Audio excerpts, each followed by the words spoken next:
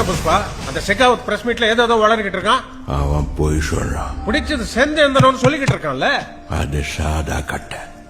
அப்படின்னா அசல் சரக்கு எங்க இருக்குது? அது எங்கண்டா என்ன பார்டரை தாண்ட ரெடியாக்கு.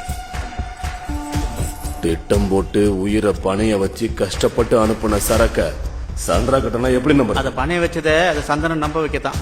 ராத்திரி மங்களசேனி வீட்டுல பெரிய பார்ட்டி நடந்திருக்கா, அதுல முருகனை கலந்துக்கிட்டாரா. அந்த ஷெகாவத் முருகனும் மாடியில போய் தனியா பேசிக்கிட்டாங்களா. சந்திரா கட்டணா அந்த முருகன் எதுக்கு வந்து கலந்துங்க அந்த பார்ட்டியில? அது இல்லன்னா சரக்கு சிக்கிக்கிட்டா சிண்டிகேட் விட்டு விலகுறேன்னு சேலஞ்ச் பண்ணார்ல, அப்ப போக வேண்டியதானே சிண்டிகேட் விட்டு.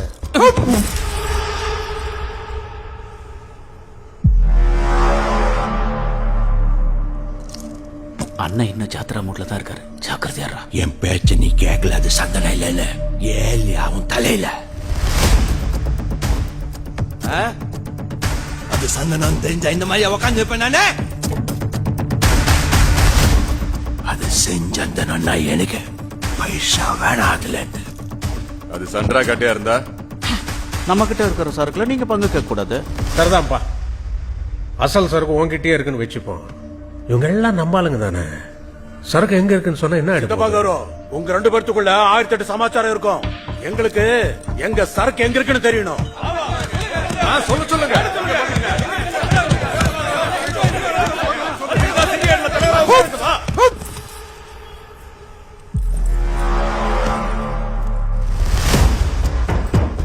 சரக்குக்காக ஊருகா கேப்பியா இல்ல ஊருகாக்காக சரக்கு கேப்பியா?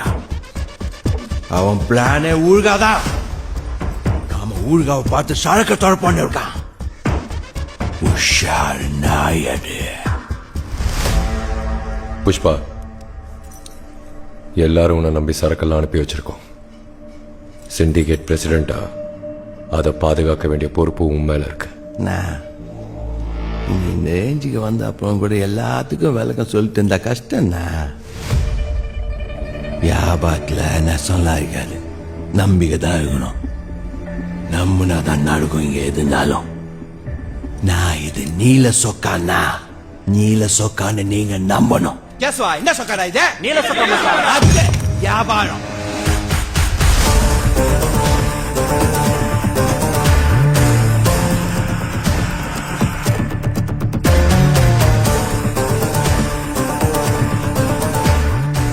கட்டினா உன்னை நம்பு. சரக்கு எங்க இருக்குன்னு காமிக்க, ஆனா உன் ஒட்டனுக்கு தான் காமிப்பேன். கேஷ்வா, இதுக்கு இவங்க எல்லாம் சரின்னு சொன்னா எனக்கு போன் அடி. நான் போவேண்டா.